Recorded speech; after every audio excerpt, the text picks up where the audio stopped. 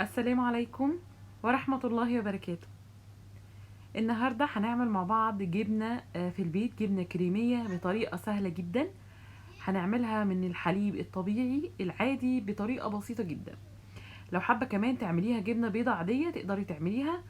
هقولك على كل الخطوات او على الطريقة البسيطة قوي اللي تقدري تطلعي منها الجبنة البيضة او الجبنة الكريمي او كمان الجبنة اللي بالبسطرمة.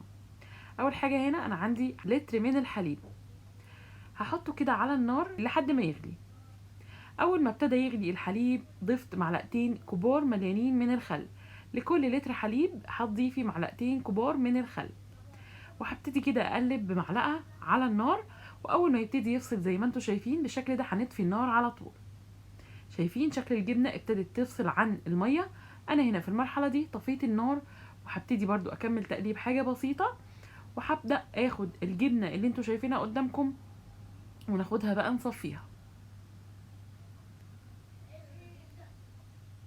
جبت بقى عندي مصفى وبولة زي ما انتم شايفين.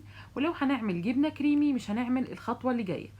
لو هتعملي جبنة بيضة او جبنة قريش هتحطي شاش او قماشة نظيفة طبعا تكون مخصصة للجبنة، وتبتدي تصفي الجبنة بتاعتك من المية تماما.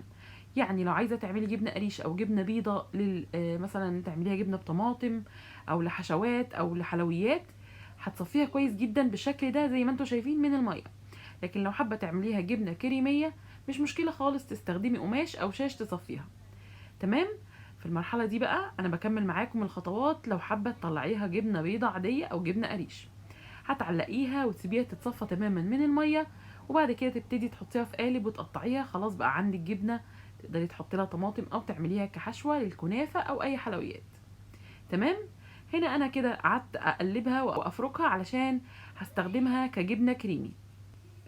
هاخد الجبنة على كبة او في الخلاط او زي ما هي في البولة، وابتدي اضربها بقى بالهاند بلندر. هضيف عليها كده رشة من الملح، وبعد كده ابتديت اضيف عليها معلقة كبيرة من الزبدة. طبعا تقدري تستبدلي الزبدة بمعلقتين زيت، مفيش اي مشكلة. انا حبيت اعملها بزبدة عشان اديها نكهة حلوة، وطبعا الزيت هيديكي نتيجة قريبة جدا، مفيش اي مشكلة. وبعد كده ابتديت اضربها بقى كويس جدا زي ما قلت لكم، سواء بالخلاط او بالكبة. وهنا كنت لقيت الجبنه ناشفه شويه، يعني مش سبريد قوي، يعني مش قابله للدهن قوي او كريميه قوي. ابتديت اضيف عندي هنا ربع كوبايه من الحليب، وكل ما بشوفها كده بلاقيها محتاجه سنه بسيطه بضيف لها، يعني حبه صغيرين حبه بحبه، لحد ما تلاقي الجبنه عندك اتكونت زي الجبنه الكريمي اللي هي بتتباع في الكاسات. شايفين اهو ده كده الشكل المظبوط جدا للجبنه، ولونها طبعا مصفر عشان انا ضايفه لها زبده. تمام. ادي شكل الجبنه الكريمي تحفه، وعايزه اقول لكم طعمها خطير جدا. هبتدي بقى اخد جزء من الجبنه زي ما انتم شايفين في طبق لوحده، وهبتدي اسيب جزء علشان هنعمل مع بعض جبنه بالبسطرمه بتتباع كده في محلات اجبان كبيره، انا بحبها جدا. عندي هنا شريحه من الجبنه التركي، شريحه واحده بس مقطعها صغير، او تقدري تستخدمي جبنه شيدر على حسب ما يكون متوفر عندك. شريحه واحده وبس على نص كمية الجبنة. هضيفها كده، وعندي كمان حتة بسطرمة صغيرة جدا قطعتها كده شرايح رفيعة، وبرضو هحطها على باقي خليط الجبنة.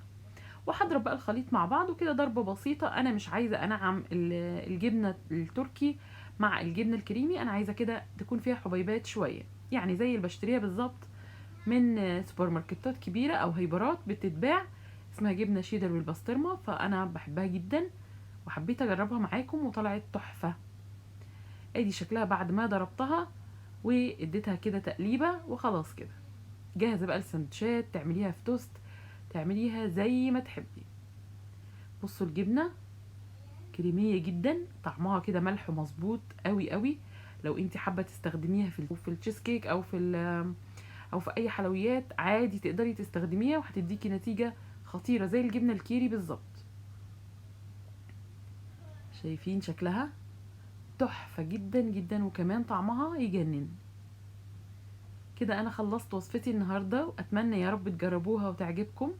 ما تنسوش بقى لو عجبكم الفيديو واستفدتم منه تعملوا لايك، ولو بتحبوا فيديوهاتي او بتستفادوا منها اشتركوا في القناة وفعلوا الجرس. والسلام عليكم.